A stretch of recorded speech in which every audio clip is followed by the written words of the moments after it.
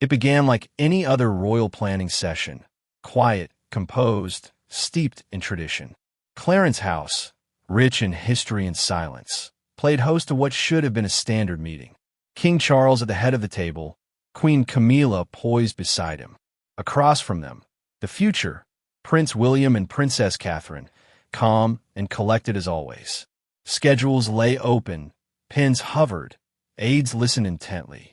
The air was formal but familiar. No press, no cameras, just family, tradition, and duty. But what unfolded next would shake the monarchy, and you won't believe how deep this rift truly goes.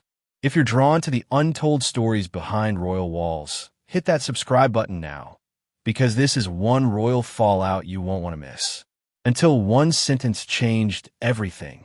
As the group reviewed upcoming appearances, an idea was floated. One of those perfectly polished public events that features the royal Fab Four. A moment designed to project unity. But Camilla raised an eyebrow and, without hesitation, asked a question that silenced the room. Do we really need Catherine there? It wasn't a question. It was a challenge. Eyewitnesses say Catherine responded with elegance, simply asking, "Sorry, what do you mean?" But Camilla didn't backtrack. She doubled down. People come to see the king, not a fashion show. The temperature in the room dropped. Aides reportedly looked away. Some fidgeted. The air turned heavy. And then came the moment that broke royal protocol like a hammer through glass. Camilla, with an edge in her voice, invoked a name no one dared speak lightly. As Diana was... That was it. A fragment. A whisper. But it hit like thunder.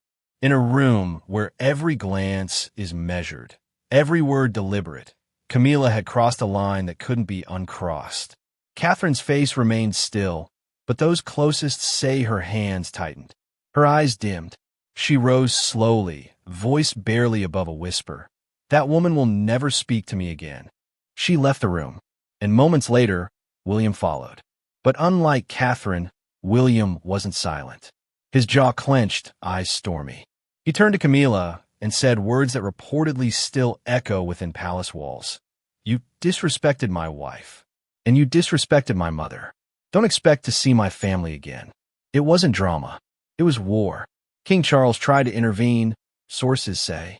Calm the room. Appeal to unity. But William's mind was made up. The line had been crossed. The meeting dissolved into chaos. Schedules were abandoned. Phones started ringing. The palace's polished machinery screeched to a halt. And quietly, in the shadows of royal corridors, William made a decision that stunned the monarchy. No press conference. No formal statement. Just one directive passed down the line. Queen Camilla was to be excluded permanently from any event involving the Wales family. No joint engagements. No shared balcony moments. No holidays. Not even a family photograph. She was, for all practical purposes, banned. Palace staff scrambled. Invitations were pulled. Calendars rewritten. Behind the scenes, advisors ensured Camilla and Catherine would never cross paths again. The split wasn't symbolic. It was strategic. And William made it clear. This wasn't a cooling-off period. This was forever. The public didn't hear it at first, but insiders knew, because the silence inside palace walls had weight. It echoed with finality. The truth is, this wasn't just about a single meeting. The tension between Queen Camilla and Princess Catherine had been simmering for years. On the surface, they appeared cordial, two royal women, side by side, waving for the cameras.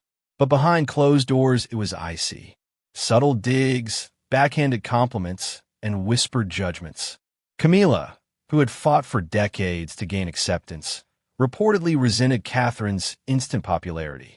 While Camilla weathered scandals and rebuilt a tarnished image, Catherine arrived with poise, elegance, and overwhelming public support. The contrast wasn't just uncomfortable, it was painful. Former staffers recalled how Camilla mocked Catherine's middle-class background. Remarks about the Middleton family's party business were tossed around like gossip.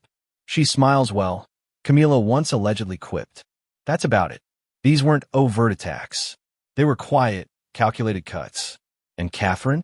She never responded. But she felt every one of them. While Catherine focused on charity work, her children and her role as a future queen, Camilla pushed to amplify her own family's presence in royal life.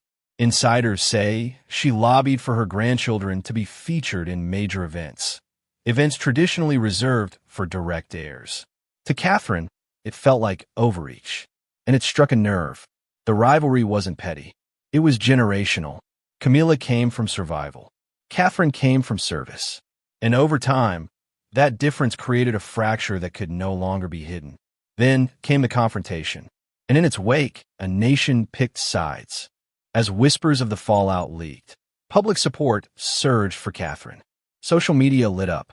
Hashtags like #OurFutureQueen and #NotMyQueen trended across the UK. One post went viral. First Diana, now Catherine. Enough is enough. The media echoed the sentiment. Royal commentators began calling it the Wales Wall, a boundary drawn not by protocol, but by love, loyalty, and grief. Camilla's scheduled events began disappearing.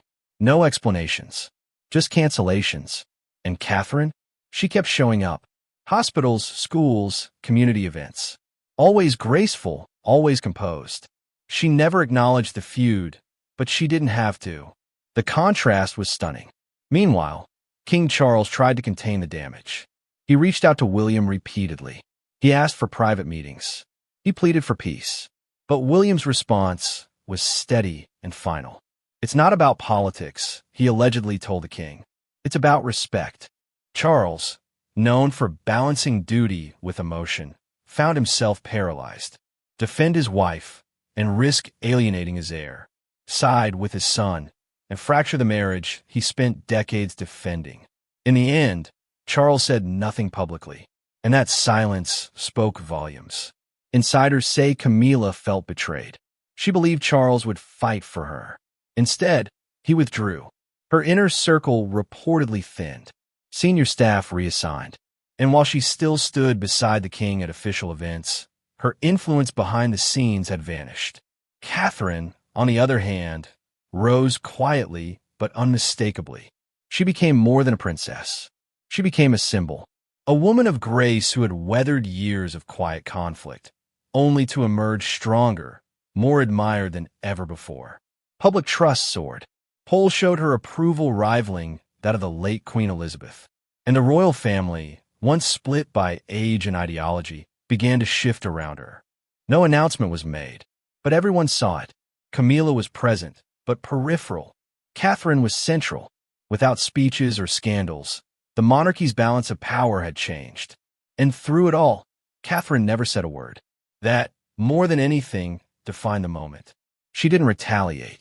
She didn't explain. She simply kept showing up, dignified, determined, unshaken. While Camilla faded from the spotlight, Catherine became the light. And so, the royal future is not just being passed down, it's being reshaped. Not through declarations, but through quiet, deliberate choices. Not with titles, but with trust.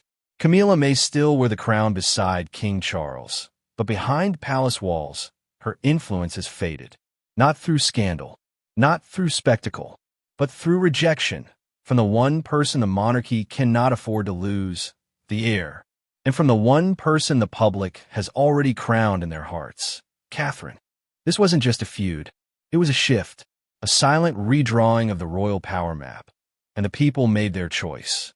And if you want to keep uncovering the real stories behind the royal curtains, the loyalty, the legacy, the whispered betrayals, hit that subscribe button now, because what comes next might change the monarchy forever.